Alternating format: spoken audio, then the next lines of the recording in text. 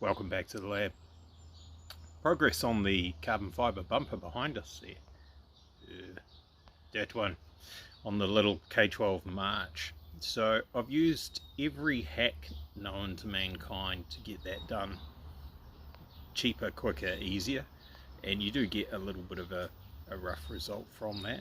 And I've even invented some new hacks that probably haven't been used before to get it done quicker, faster, cheaper.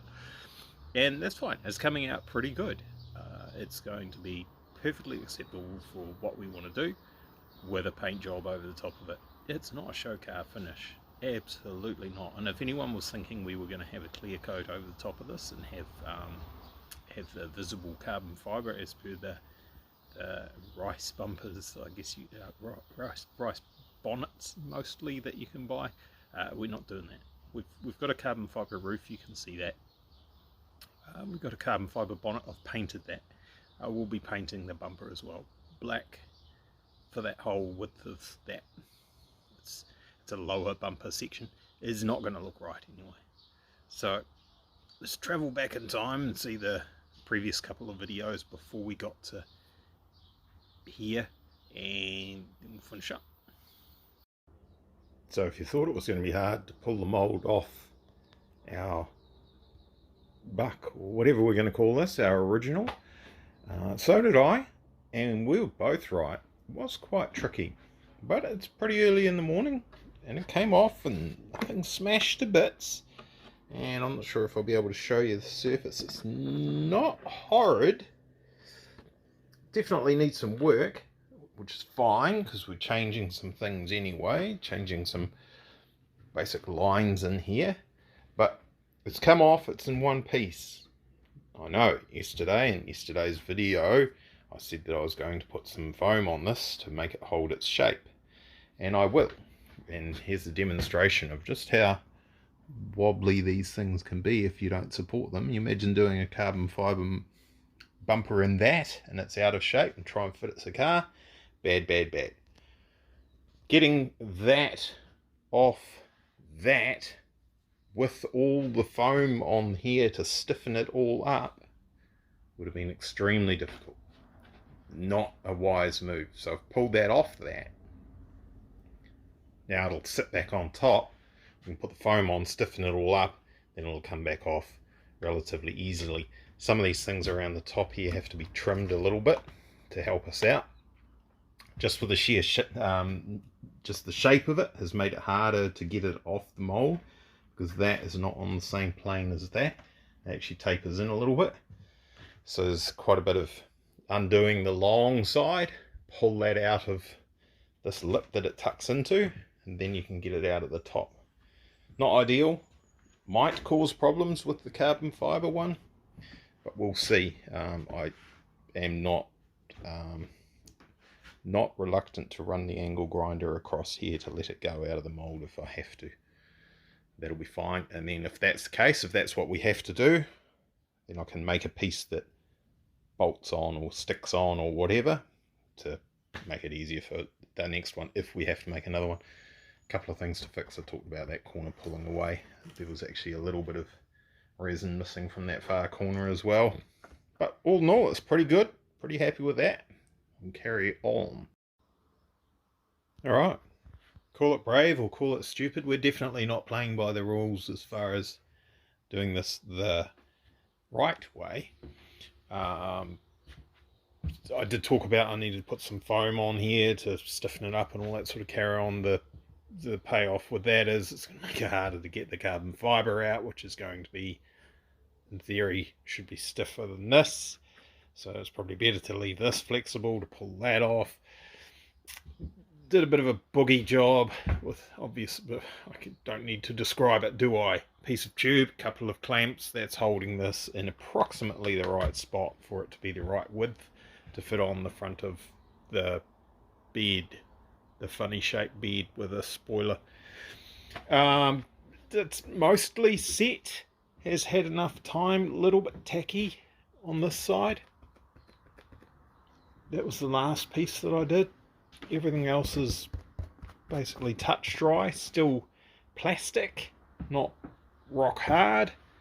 Possibly a good time to take it out and put it on the front of the car and shape it to the car to make sure that's right, and then it will set overnight and be, I'm not going to say bang on, better than what it could be. The danger in that is there's still a lot of trimming to do. I've got to be careful I don't stab myself. That's just raw, has no resin on this piece, right? So we'll cut this off. There's an edge here somewhere that needs to be cut to. I'm not sure why that's hanging up there. That'll cause a problem, needs to be dealt with. So a bit rough, and it will give a rough result, but we're painting this anyway, same as what we did with other bits and bobs, the bonnet, etc. Yes, it's late in the day. Let's either take this off now and you'll see it on video, or leave it till the morning. We can see where it's, because this is basically clear or very close to, you can see where there's been filler applied, and you can see where the mold's not quite attached. There's a big patch of filler in here to deal with something going on there. It's not vacuum formed. I can't be bothered with that, with vacuum bagging and all that, and that's not going to work properly with this mold anyway. So yes, we'll see what happens. That's it's not acne, it is filling in the little discrepancies in the surface. Of course there were some, there were always going to be some, so that's the worst part of the whole thing. Was for some reason this bit here didn't really stick to the mold like it should have. We left a sketchy little bit of an air bubble there. There's a couple of little pieces elsewhere, but it's no big deal. We are going to be gluing the shroud, should we call it, the intake, the baffle, the air guide for the radiator and the intercooler radiator. We'll be gluing that onto here anyway, so this surface may or may not be seen. Certainly going to have paint on it either way. So when that came, when I was doing the mold, you saw the mold earlier in the video, yeah, because videos play that way. So earlier in the video you saw the mold, and it doesn't take a genius to figure out that that edge there's flat to the ground, more or less, pretty close. This edge is curved, so it bulges out, effectively makes a very, very wide flat surface there, and the top tapers down, and the mold is on this side. So to take this out, we need to go that way, which means basically we have to stretch something to the point where that goes through there. The back edge of the mold is going to try and go past this point here, and that's not going to work. And swinging this end out first, that's not going to work, because this piece out here is going to try and do an arc. It's going to hit the bottom of the mold, it won't be able to move. There's also pieces up in here which are contacting the mold. Long story short, I molded it without this flange on the back here. That flange has been added today, after everything else that you may have just seen just earlier. And there was a little bit of an issue with a piece here somewhere, so this has actually been cut off quite a lot shorter. It's a bit hard to see exactly where it is, but you can see the grain is different there to there. So the back edge of that was actually cut off and was put back in the mold, which is now a 3-piece mold. So I could stick these corners on the top where they go in the appropriate spot, clamp them in the right place, and then we can do those top flanges. So a bit of work to go with that. If we want to use it again, we're going to have to do something with 2-piece or 3-piece mold or whatever.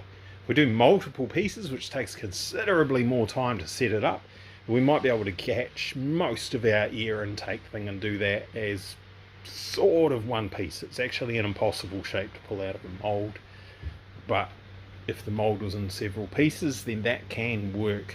It just takes a lot more effort to set that up. All in all, I'm pretty happy with what we've got so far. It does fit pretty nicely, so it's good. It's nice and light. It's not yet strong enough. This is only plastic, right, and this is quite thin here, so it'll need some more layers to make it strong. It's it's not bad through here. This area up here has got, I think, 6 layers in there, so that's bomb-proof. It's pretty critical to have good strength here to attach it to this. That will get a hiding in that general area. This is only 2 layers at the moment. It is definitely not anywhere near strong enough. We're going to need 6 or so on there, a bit of foam in the back of it, etc. Actually considering just bonding a 2mm thick piece of aluminium along that edge there is probably the easiest way to do it, sort it out. Same deal at the bottom of the bumper. A little bit of weight, yes, but it'll give us good strength. Piece all the way along there, and we can put rib nuts in it and we can attach. This isn't quite sitting in the right spot, and we can attach our splitter to that, and the whole front will be good and strong again. That's all I'm going to do for now. That's going to take a couple of hours at least before we can sand that. It's 3 o'clock. I think I'll have the rest of the day off. I think I've earned it. So sorry if anyone had hopes and dreams of that being show car style carbon fibre so that you could see it. Some of it probably would have been alright under the clear coat. Some of it, most of it, was in pretty tragic sort of state, as we expect. Alright, we'll get that finished tomorrow, hopefully. Paint on it Monday, maybe. Still got to sort out our tune and get that done. Thanks for watching. Cheers, bye.